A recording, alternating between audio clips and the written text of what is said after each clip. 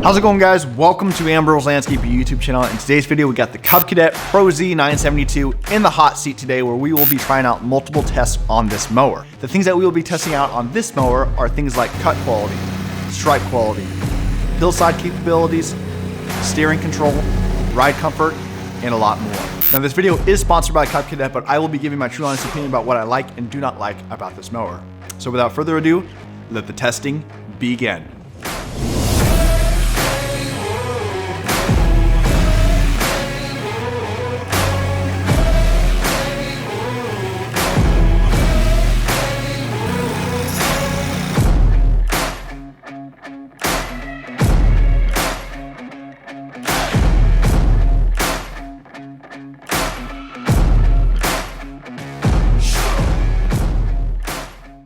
Alright guys, let's go ahead and get started. In the first impression series, we cover all the things we do and do not like about the mower within the short amount of time that we have been using it. If you guys are wanting to know a little bit more detailed stuff of the mower, I will be sure to leave a link to the Cub Cadet website down below in the description box so you guys can go check all that out.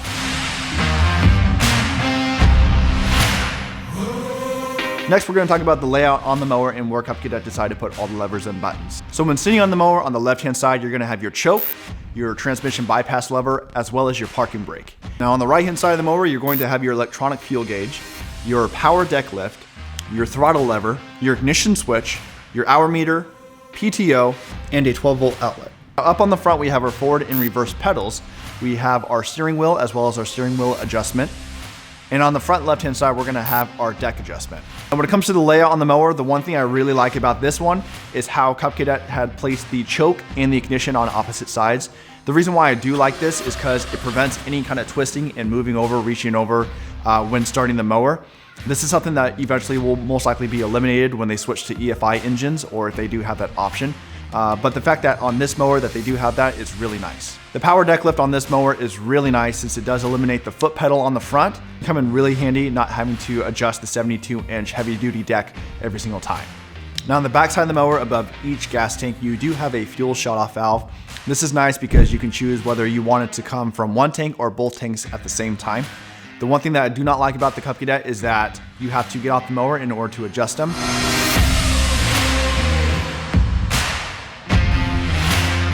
The seat is very comfortable on the mower. The way that you can adjust the air ride is by adjusting the button up in front, which is electronic, which is the first time I've actually ever seen something like this on a mower before. So to see something electronic like this is really nice and something that Cub Cadet did a good job thinking of. Now the overall ride of the mower is really smooth, and really all the credit goes to the seat.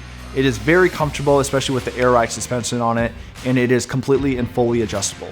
The only other suspension on the mower is two rubber fittings that mount underneath the mower that will absorb a little bit of the bouncing, but I hope that eventually in the future, Cub Cadet looks at installing something kind of like flex forks like what I have on my Walker, or some kind of platform suspension like what you see on Exmark and Toro mowers as well.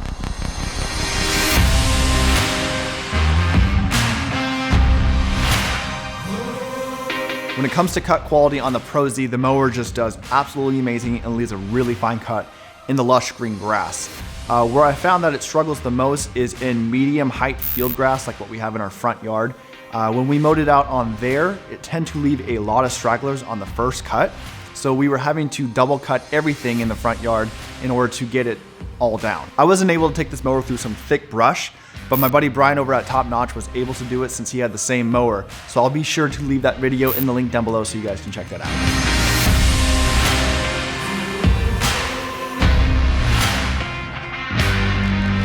Now when it comes to stripe quality, the ProZ can definitely lay down some lines. The reason why it can is because it does have a striping kit on the back, which recently I had just figured out. I actually thought they were anti-scalp wheels, but when looking at it closely, it is definitely a striping kit. And we had recently just done a video where we compared the ProZ to 4 other mowers to see which one could lay down the best stripe. And the Z did lay down some really nice lines, and a lot of it has to do because of the striping kit. The one thing I really liked about it was how wide of a cut it left because of the 72-inch deck, that the lines looked very similar to what you would see like at a ball field.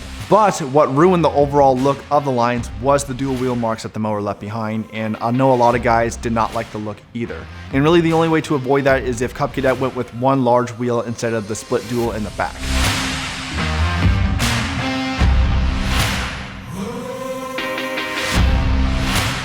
Now, when it comes to the steering wheel, I know a lot of professionals have some fairly strong opinions of what they think of it compared to the traditional zero turn. But one of the biggest upsides of the steering wheel, of course, is training new hires. But eventually, unless you want to switch all your mowers over to a steering wheel, you're better off sticking with the zero turn. And even though this is power steering, it still does take quite a lot of effort for the turning and also in your tight reach spots. The one thing a lot of people have mentioned on the steering wheel that is missing is what they call the suicide knob. And I'm not sure why Cub Cadet decided not to install this. A lot of guys said that it would actually make the turning a lot easier and faster.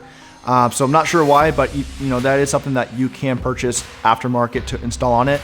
But the reason why Cub Cadet did it, not sure, but let me know below what you guys think of that. Now, one of the turning features that I really like on the Cub Cadet, when you turn the steering wheel all the way to the left or right, it will actually counter rotate the inside tire of which you're turning to rotate the other way. And what this is going to do is it's going to prevent a lot of turf damage. Now, if done properly, you will turn a lot of turf, and there is a little bit of a skill set to learn with the mower on how to properly do it. Because when you're coming out of your turn and you're straightening out a little bit, if you do it too soon or too fast, the tire will lock up and it will go back into its normal rotation, which will wind up tearing the turf quite a bit.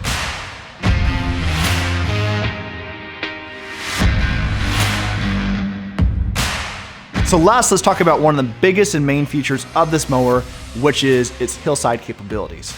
So this mower is capable of handling 25-degree slopes. The hillside that we tried it out on was an old client of mine, which was Discount Tire Hill. And the slope of that one is anywhere from 18 to 21 degrees. It varies depending on what section of the hillside you are on.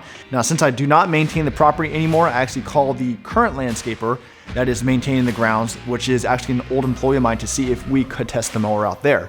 So what you're gonna see in the footage when we were testing out on the hillside is that I did have the deck set all the way high. And the reason why we did that was so that we did not scalp anywhere in the grass. And of course, that way we don't do any damage to a property that we aren't maintaining. So the first test we took it on was the mid-hill stop, where we would take the mower to the top of the hill, started descending down the hill, stopped in the center, and then reversed it back. And really what we were testing was the traction of the mower to see if it was capable of going back up the hillside. In the little section that we tried it on, it wound up tearing up the turf. The grass was not wet at all because it was later in the day and it was really, really sunny that day, so the grass was completely dry. The next test that we did was going up and down the hill. Going up the hill is never a problem with the zero turns. It was going down the hillside is where we really wanted to test it out. In the past, when we used our zero turns on this, if you tried to correct your line at all, you would lose your traction and completely slide down the hill. But the Cub Cadet held itself really well. We were able to control wherever we wanted to go, and it did a really good job going down the hill, and we had full control of it. The next test was going side to side, and really the test here was to see if the mower could hold itself or if the back end would start slipping out. This is another thing that we used to have a lot of problems with the other mowers, where the back end would tend to want to slip out. So you were kind of going on the hillside at an angle. But due to the wide wheels on the Cub Cadet, this thing held really, really well, and it was nice, as well as the four-wheel steering. Now, the big test that I really wanted to test out with this mower, which it did extremely well on, was cutting the hill at a diagonal. This is something I've never been able to do with any of my mowers on this particular hillside, so we were stuck with going up and down and side to side. But the mower held on really well, and it did a really nice job getting those diagonal stripes. So that was something I was really happy to see with the Cub Cadet. One of the things on this property in particular that we had a hard time with the Cub Cadet was in the turns. I found it easier in the past to do a 3-point turn with the traditional zero turn in the tight areas that we had to turn with compared to the Cub Cadet steering wheel. Just because we had such a small space and room to do it in, with how wide the deck is on this property, as well as the steering and how long it usually takes, it wound up taking a little bit more time and kind of tearing up the turf as well. All right, guys, so that is my first impressions of the Cub Cadet ProZ 972. I will say Cub Cadet did a really good job introducing this mower as well as the rest of their lineup to the professional market. I know that in the past, Cub Cadet has really tried to get into the commercial game, but has always come up short. And me and a lot of other professionals have always looked at Cub Cadet as more of a residential mower rather than professional.